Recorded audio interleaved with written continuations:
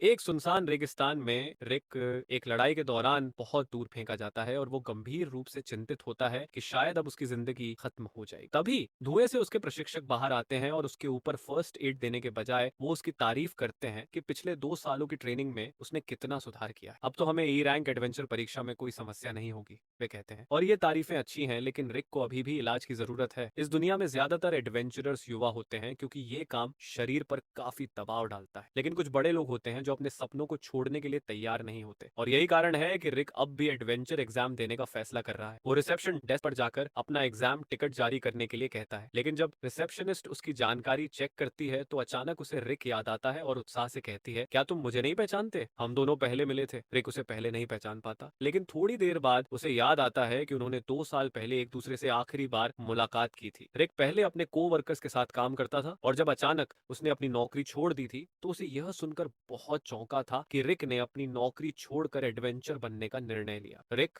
थोड़े शर्मिंदा होते हैं क्योंकि लोग आमतौर पर अपनी 30 की उम्र में एडवेंचर बनने के बारे में नहीं सोचते। आमतौर पर युवा ही जी रैंक से शुरुआत करते हैं और 1 या 2 साल में ई रैंक तक पहुंच जाते हैं। रिसेप्शनिस्ट रिक से पूछती है कि पिछले 2 सालों में उसने क्या किया, क्योंकि उसने कभी भी रिक के बारे में सुना नहीं। तो रिक बताता है कि वो ज्यादातर पहाड़ियों में छिपकर अपने प्रशिक्षकों के साथ ट्रेनिंग कर रहा था। इसी बीच गिल्ड का आम ड्रंकर्ड रिसेप्शन डेस्क के पास आता है और रिसेप्शनिस्ट से फ्लर्ट करने की कोशिश करता है, लेकिन जब वह उसे मना करती है क्योंकि वह अभी भी काम कर रही है तो वह नहीं मानता। तो वह रिसेप्शनिस्ट के साथ थोड़ा कठोर हो जाता है और तभी रिक ने बीच में आकर उसकी मदद की। रिक ने उस आदमी को हल्के से किनारे किया और उसकी पेट पर हल्का सा वार किया, जिससे वह तुरंत बेहोश हो गया। रिसेप्शनिस्ट रिक से उस शराबी की हरकत के लिए माफी मांगती है, लेकिन रिक कहता है कि कोई बात नहीं, क्योंकि वह खुद भी रिसेप्शनिस्ट रह चुका है और उसे अब भी नहीं समझ आता कि गिल्ड को शराब देने का विचार क्यों आया। रिक अपना एग्जाम नंबर प्राप्त करने के बाद बाहर निकलता है, जहां उसे एक मेड रेनेट मिलती है। वह पूछती है, क्या रिक तुम अपनी रजिस्ट्रेशन खत्म कर चुके हो? और रिक जवाब देता है, हाँ धन्यवाद, तुमने मेरा इंतजार किया। इस दौरान रिक उसकी बड़ी जिगली पफ्स को घूरता है। रेनेट उसे इस बात के लिए पकड़ लेती है तो रिक बात बदलने की कोशिश करता है और कहता है कि वह एग्जाम को लेकर बहुत उत्साहित है कि एडवेंचरर्स उस शराबी के आर्मर पर लगे हैंडप्रिंट देखकर हैरान रह जाते, और वो आर्मर जो था वह घने स्टील से बना हुआ था। तो इसका मतलब यह था कि जिसे भी ये किया है वह बहुत ताकतवर होना चाहिए। तभी दो लोग अंदर आते हैं और उस शराबी को पहचानते हैं जिसे उन्होंने एक पुराने मुक शॉट में देखा था। उनका नाम डोमोल्ड है और वह एक ए रैंक एडवेंचरर है जिन पर 30 बार हमला करने का आरोप है। रिसेप्शनिस्ट जानती है कि रिक ही वह था जिसने यह किया है, लेकिन अगर वह सच में एक ए रैंक एडवेंचरर को हराने में सक्षम था तो इसका मतलब है कि वह शायद बहुत ज्यादा योग्य है। इस बीच रिक एक शारीरिक परीक्षा के लिए जाता है जहां उसका कद 5 फुट 8 इंच मापा जाता है और चिकित्सक हैरान होते हैं कि एक 32 साल के आदमी को यह टेस्ट देने की जरूरत क्यों पड़ी। इसके बाद सभी उम्मीदवारों को अगले कमरे में ले जाया जाता है जहां उन्हें एक क्रिस्टल बॉल पर हाथ रखने के लिए कहा जाता है ताकि उनका मना माप सके। क्रिस्टल बॉल उस व्यक्ति की मना क्षमता के हिसाब से चमकता है और बाकी सभी जब इसे छूते हैं तो अलग अलग नतीजे मिलते हैं। सबसे उच्चतम एसी होता है। जब रिक की बारी आती है तो बॉल बस हल्का सा जलती है, जिससे परीक्षक रिक को मना परीक्षा में एफ देते हैं। बाकी उम्मीदवार रिक का मजाक उड़ाते हैं जब वह बाहर जा रहा होता है, लेकिन जैसे ही परीक्षक अगले उम्मीदवार को बुलाते हैं वह बॉल अचानक से टूट जाती है। अगला टेस्ट उम्मीदवार की आक्रमण क्षमता को मापने का था और उन्हें उस हरे रंग की छड़ी को जितना हो सके उतना ताकत से मारने को कहा गया। यह एक विशेष स्लाइम बैग है जो बहुत सारे प्रभावों को अवशोषित कर सकता है, इसलिए उम्मीदवारों को इसे नुकसान पहुंचाने की चिंता नहीं होती। रिक को एक बार स्लाइम बैग के साथ ट्रेनिंग का ध्यान आता है और उस समय उसके एक प्रशिक्षक ने उसे यह कहा था कि उसे केवल अपनी मुट्ठियों से गोल्डन स्लाइम बैग को नष्ट कर पाने में सक्षम होना चाहिए। रिक को यह मानना मुश्किल था क्योंकि गोल्डन स्लाइम बैग उतना ही कठोर होता है जितना कि एक ड्रैगन का पंजा, लेकिन उसके प्रशिक्षक ने उसे यह बताया था कि अगर वह एक एडवेंचरर बनना चाहता है तो उसे यह करना ही होगा। और चूंकि उसके प्रशिक्षक एक ही पंच में उसे नष्ट कर सकते थे, रिक भी प्रेरित हो गया और उसने ट्रेनिंग शुरू कर ताकि वह भी इसे तोड़ सके, चाहे उसे हर दिन 50,000 बार पंच करना पड़े। वह उस ट्रेनिंग में पूरी तरह से समर्पित था। लेकिन अब वापस वर्तमान में उम्मीदवार लाइन में खड़े होते हैं और पूरी ताकत से बैग को मारने के लिए तैयार होते हैं। पहले लड़के ने इसे लात मारी, उसके बाद जो दूसरा उम्मीदवार बुलाया जाता है वह जेरेमिया परिवार का दूसरा बेटा है और यह अफवाह है कि उसकी जादू की ताकत एसी रैंक के एडवेंचरर के जितनी मजबूत है, जबकि उसकी उम्र केवल 11 साल है। जब लड़का अपनी बारी में आता है तो वह एक हेल फ्लेम स्पेल इस्तेमाल करता है और सभी लोग हैरान हो जाते हैं, जिसमें रिक भी शामिल है। रिक को हैरानी इसलिए होती है क्योंकि वह जादू बहुत छोटा था। जादू की आग की गेंद निकलती है और लक्ष्य को हिट करती है और जज उसकी शक्ति से प्रभावित होते हैं, जबकि रिक और भी हैरान हो जाता है क्योंकि वह सोचता है कि उसके जादू के शिक्षक ने जो आग की गेंदें फेंकी थीं,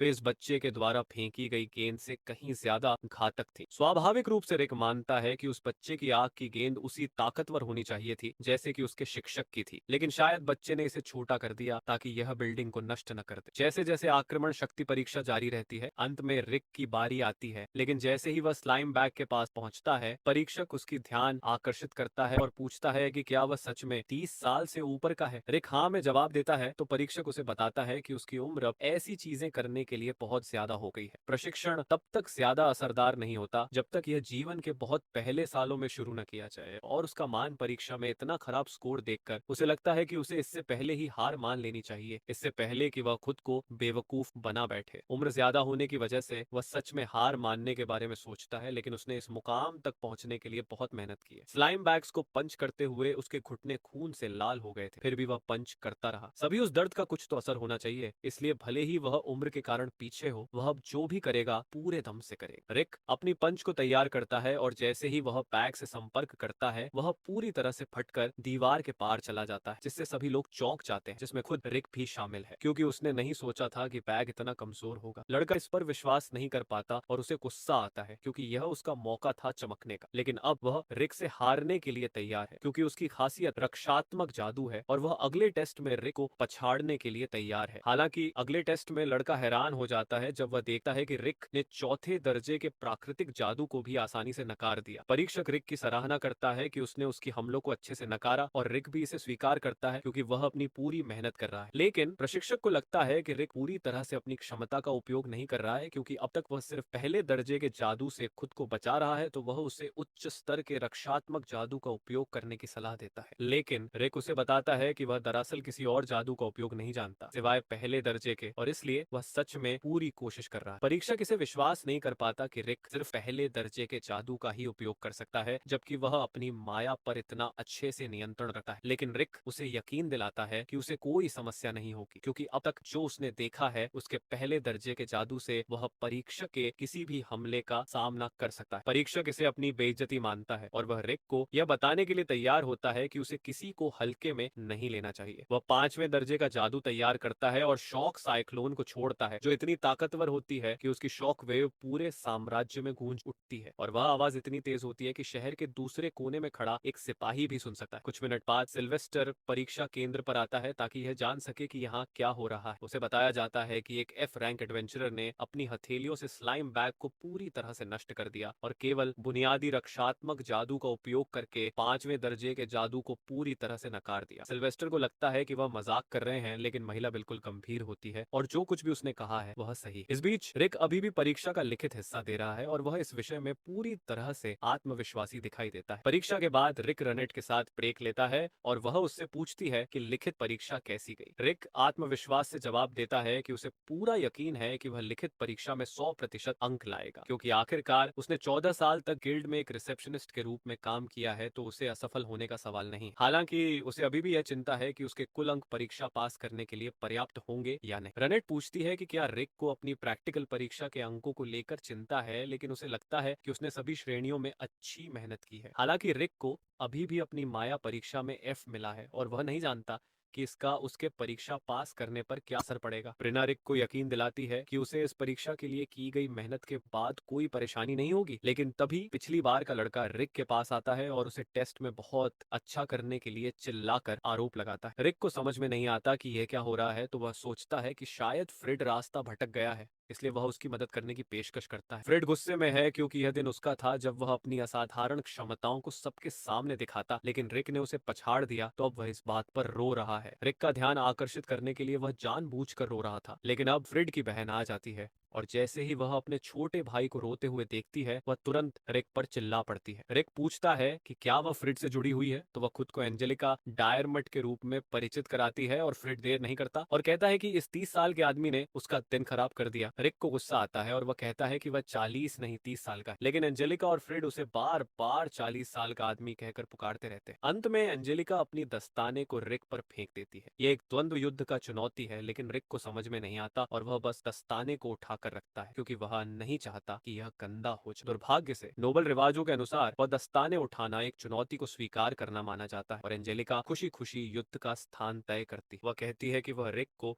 उसके छोटे भाई को रुलाने के अपराध में दंडित करने का बड़ा आनंद लेने वाली है, लेकिन यदि यह लड़ाई हो रही है तो इसे नियमों के अनुसार खेलना होगा। फिलहाइम साम्राज्य में द्वंद्व युद्धों में विजेता को हारा हुआ पक्ष पर एक दंड निर्धारित करने का अधिकार होता है, तो एंजेलिका दंड निर्धारित करती है कि हारने वाला जीतने वाले के लिए पूरे जीवन भर काम करेगा। एंजेलिका जाहिर तौर पर दूसरी श्रेणी की रॉयल नाइट है, लेकिन रिक को यह नहीं पता कि दूसरी श्रेणी का नाइट कितना मजबूत होता है, तो रनेट उसे समझाती है कि एक दूसरी श्रेणी का नाइट लगभग बी रैंक के बराबर होता है। रिक घबराने लगता है क्योंकि वह जानता है कि बी रैंक के साहसी अकेले ही बड़े बड़े दानवों को भी हरा सकते हैं, लेकिन रनेट को यह कोई बड़ी बात नहीं लगती और वह रिक से कहती है कि वह उसे ज्यादा न मारे, बस उसे थोड़ा रोक कर। रिक यह सोच भी नहीं सकता कि वह बी रैंक के किसी से लड़े बिना पूरी ताकत लगाए, जबकि वह खुद अभी भी एफ रैंक है और उसे यह भी नहीं पता कि वह सच में कितना मजबूत। रनेट उसे कहती है कि वह अपनी पिछले 2 साल की ट्रेनिंग पर विश्वास रखे क्योंकि उसे कोई और रास्ता नहीं मिलेगा। अचानक वो सभी कष्टकारी ट्रेनिंग मोन्टेजेस रिक के दिमाग में आकर उसे उपकाई करने पर मजबूर कर देती है। रिक रनेट को गाली देता है कि उसने उसे फिर से वह दर्दनाक ट्रेनिंग याद दिलाई, लेकिन रनेट उसे यह याद दिलाती है कि अगर वह उससे